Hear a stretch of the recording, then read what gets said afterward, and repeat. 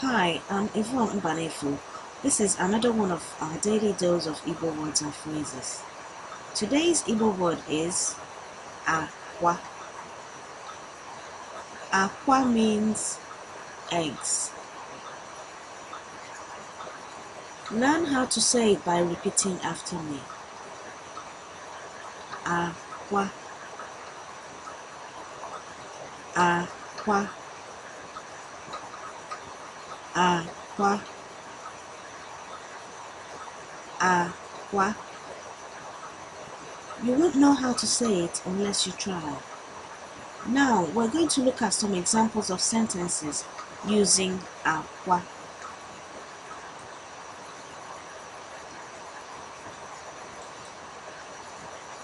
Akwa ndị a dị n'ime nkata.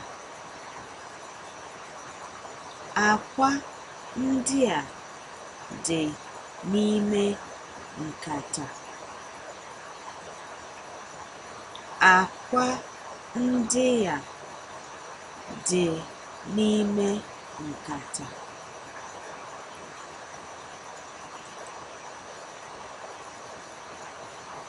E siri akwa a esi.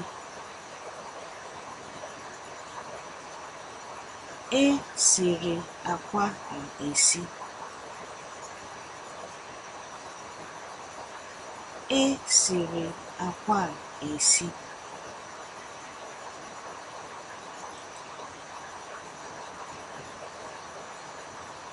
Otu akwa kụwara akụwa.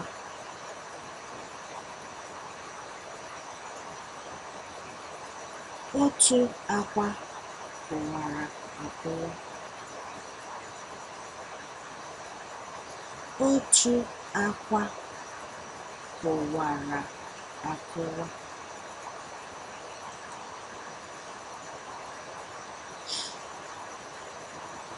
A chọrọ akwa ndị a mma.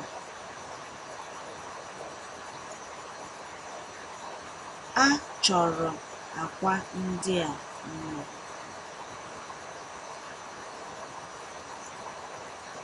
A chọrọ akwa ndị a mma. Akwa. Akwa. I'm Yvonne Mbanefu, and that was one of our daily dose of Igbo words and phrases. If you would like to speak Igbo fluently, you might want to visit our website at www.learnibonow.com.